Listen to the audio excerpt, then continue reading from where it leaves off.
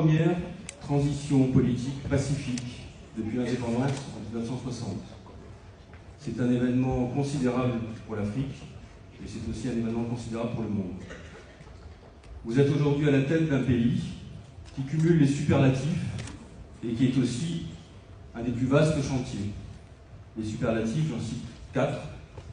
Deuxième pays le plus vaste d'Afrique, quatrième le plus peuplé, premier bassin de la francophonie. Vous aurez le plaisir d'accueillir les Jeux de la francophonie en 2021.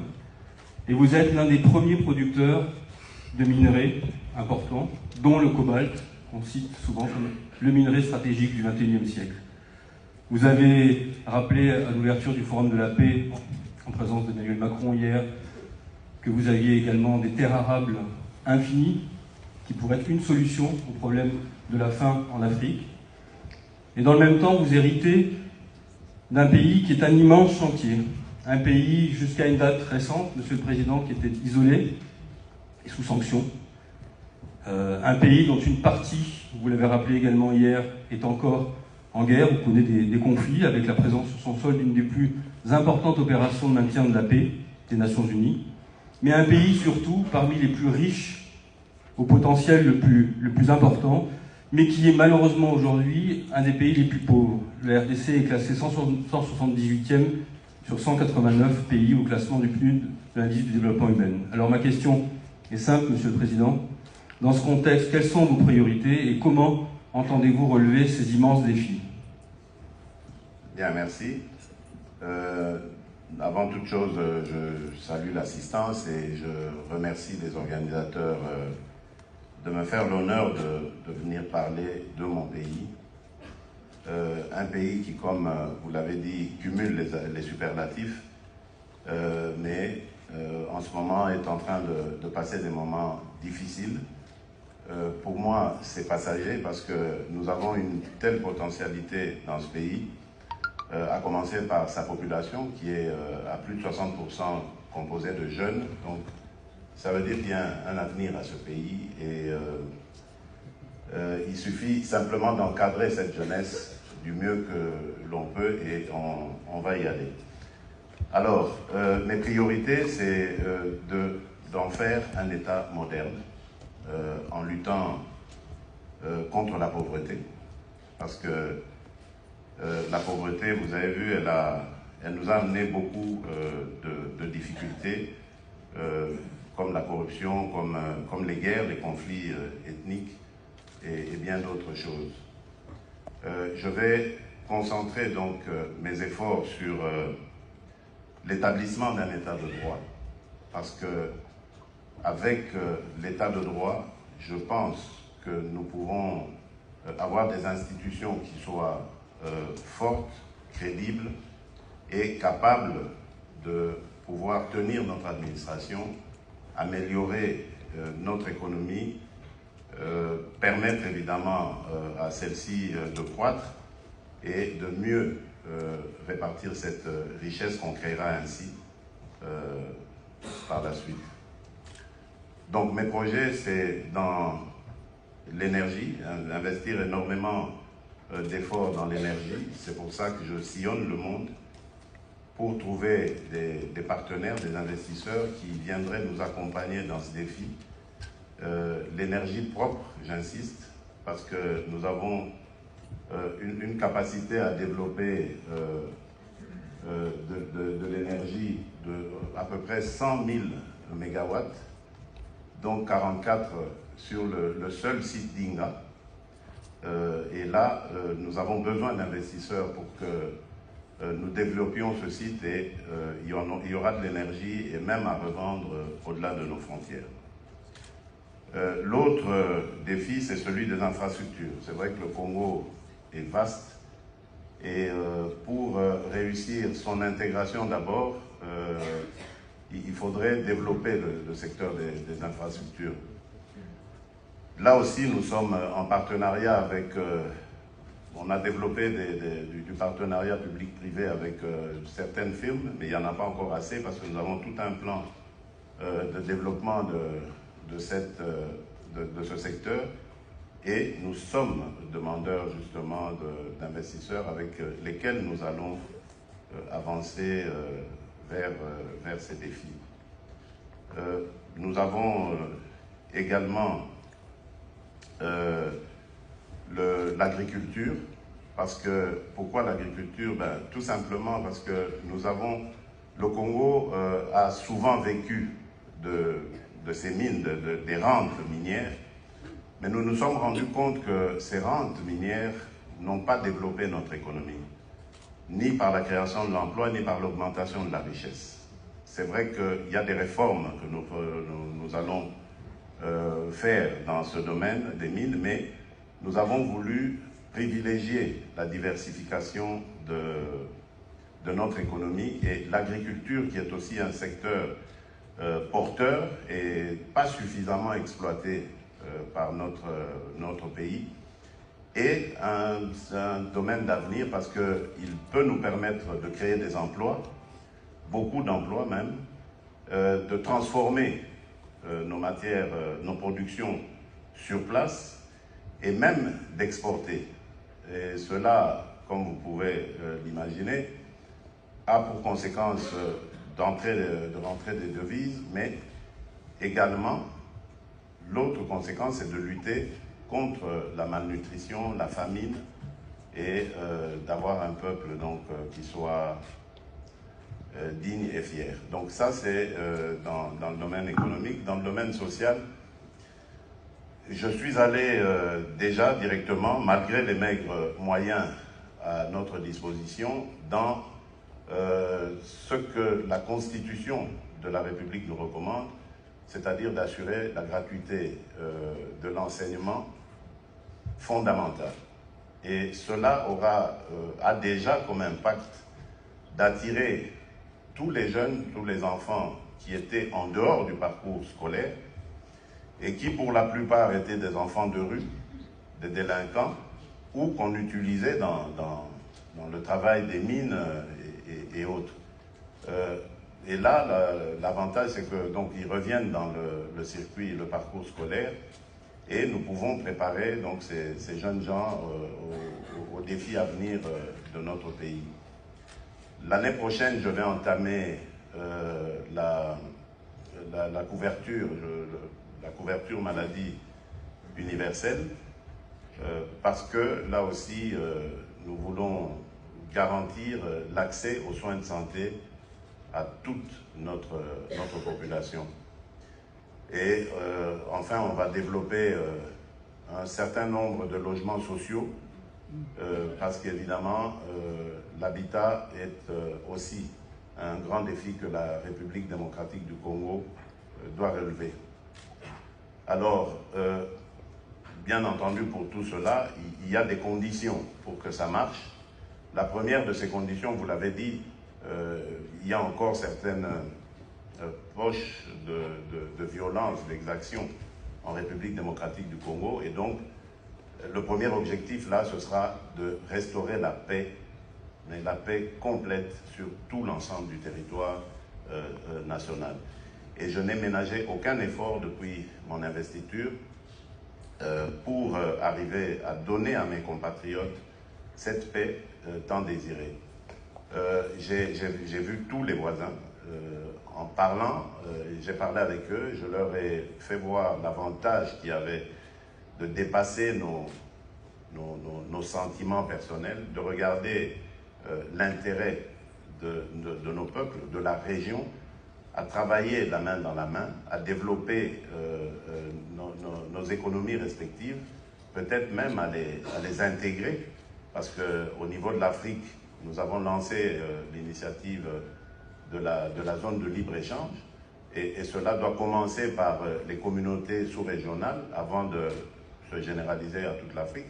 Et donc, l'idée pour moi, c'était de parler à nos voisins et de voir ensemble comment est-ce que nous pouvons avancer autrement que par des conflits, par des tensions inutiles et finalement improductives. Donc voilà, en quelque sorte, ma vision, mon approche. À côté de ça, évidemment, je crois que j'en ai parlé, nous allons mettre l'accent sur la bonne gouvernance, la lutte contre les antivaleurs, ces antivaleurs telles que la corruption qui ont énormément nui à notre économie, à notre pays, à son image, à sa dignité. Vous avez parlé du rapport Doing Business qui nous met vraiment en arrière. Là, nous allons très bientôt d'ailleurs mettre en place une cellule qui va s'occuper d'améliorer, de faire des propositions pour l'amélioration du climat des affaires. Et voilà, donc je crois que le Congo à venir, dans quelques mois, dans quelques années, sera un Congo compétitif et surtout attrayant et rassurant. Monsieur le Président, merci infiniment d'avoir bien voulu partager avec nous votre vision. Vous avez effectué de nombreux voyages. Vous avez été en Belgique, vous avez été aux États-Unis, au Japon, récemment à Sochi. Aujourd'hui, vous êtes à Paris, c'est votre première visite officielle en France. Vous avez rencontré le président de la République hier.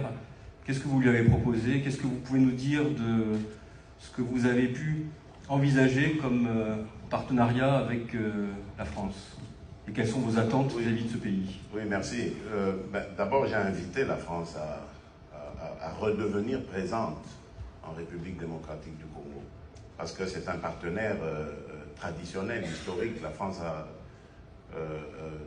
depuis longtemps été aux côtés du Congo. Rappelez-vous les paras qui ont sauté sur Kolwezi pour aider le Zaïre à l'époque de se libérer des agresseurs. Donc, et je ne parle pas des projets qui ont été réalisés par la France au Congo, la coopération, et c'est cela que je voudrais relancer, parce que le Congo a été très souvent vu ces derniers temps comme un pays infréquentable et qui a fait peur. Aujourd'hui, j'ai multiplié ces déplacements pour dire aux gens que le Congo veut parler et il faut l'entendre. Le Congo a des besoins, le Congo veut se développer et il a des amis, il compte sur ses amis, ses partenaires pour développer des relations de coopération afin de pouvoir décoller. C'est notre droit. Et donc, avec le président Macron, nous avons évoqué tout un grand nombre de sujets. Donc, la coopération militaire, je vous ai parlé de paix ici. Nous avons vraiment besoin de renforcer les capacités de nos forces de sécurité. Et cela, la France peut nous l'apporter par son expertise. Nous avons évoqué l'agro-industrie. Je vous ai parlé de l'intérêt que je marque à ce secteur, l'agriculture. Le Congo a plus de 40 millions d'hectares de terres arables et irrigables. Donc, c'est vous dire l'enjeu qu'il y a derrière cela. Nous avons parlé d'échanges aussi de technologie. La France est en pointe dans ce domaine. Je viens d'inaugurer d'ailleurs, de visiter plutôt la station F. Le numérique est un domaine dans lequel nous voulons nous lancer, développer ce domaine. Je vous ai parlé de notre jeunesse qui est ingénieuse et qui n'a besoin que d'encadrement. Nous avons parlé du renforcement de nos capacités aussi dans la lutte contre les antivaleurs. Ça, j'ai reçu vraiment des assurances du président Macron de nous aider à renforcer notre administration qui va lutter contre ces fléaux qui nous ont affaiblis.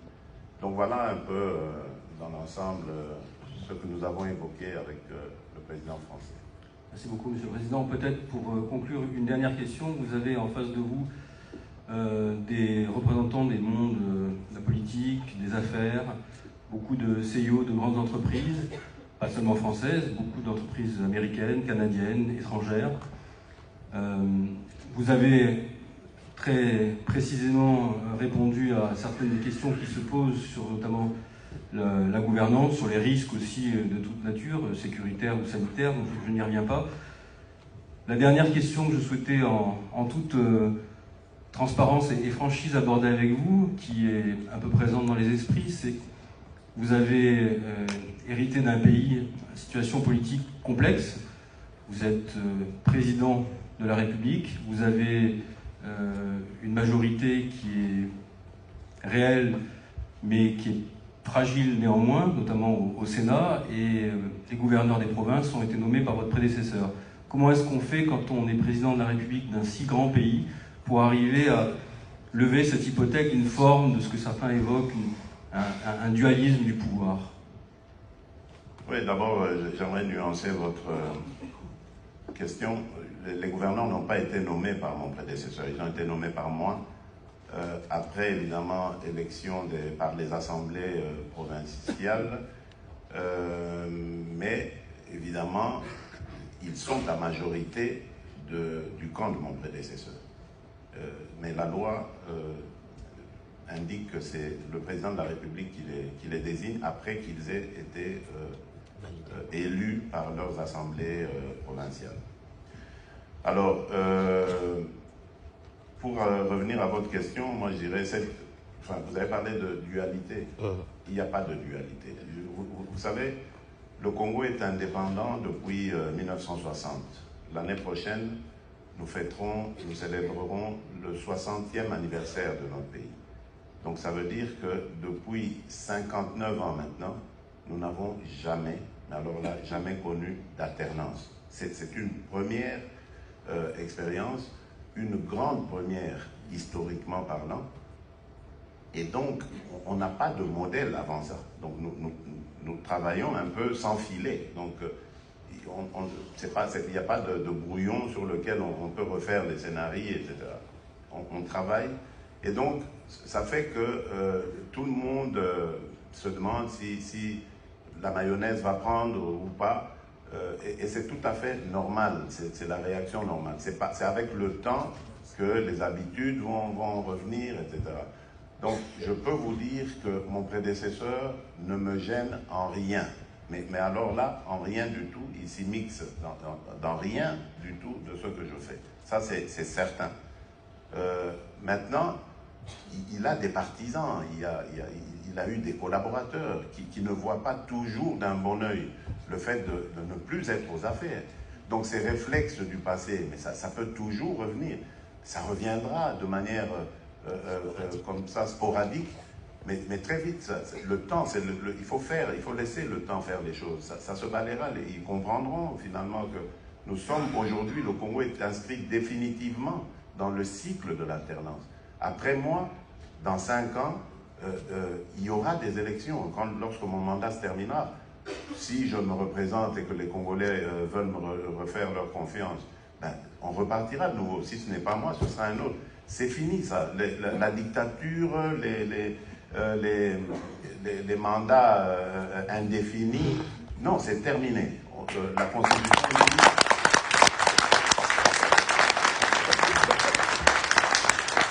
Notre Constitution détermine des mandats de 5 ans. Après 5 ans, on retourne devant le peuple qui détermine le...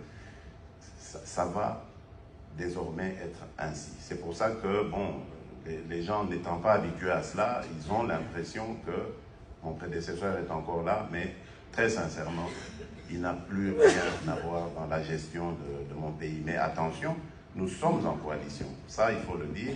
Pourquoi est-ce que nous sommes en coalition? Parce qu'au niveau législatif, donc au niveau de l'Assemblée, c'est son parti, ses partisans qui sont majoritaires. Et donc nous nous étions dit, au lieu d'avoir un système de cohabitation, il vaut mieux aller en coalition. Nous avons coalisé autour d'un programme qui a été impulsé par moi et qui sera conduit par ma personne. Donc ça veut dire qu'il n'y a pas du tout péril en la demeure.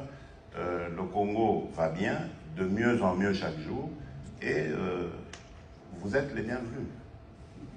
Monsieur le Président, au nom des organisateurs de la conférence de Paris et de tous les amis qui sont avec nous ce matin, je tiens à vous remercier très chaleureusement à la fois pour avoir partagé avec nous vos convictions, la force de vos convictions, votre vision aussi, c'est important je pense pour tous ceux qui souhaitent investir et faire le pari de la RDC, d'entendre de votre bouche ce message très, très fort qui est une rupture, et dont on souhaite que vous puissiez l'apporter à son terme, même si le chemin est long. En tout cas, pour tout ça, je tiens à vous remercier d'être avec nous et d'avoir partagé ce moment. C'est moi qui vous remercie.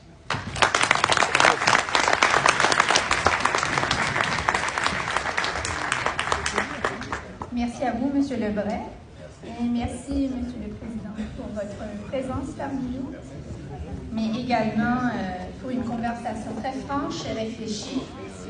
Alors, mesdames et messieurs, je vous invite à vous réunir à l'extérieur de la salle pour une demi-heure de sevrage pour le déjeuner.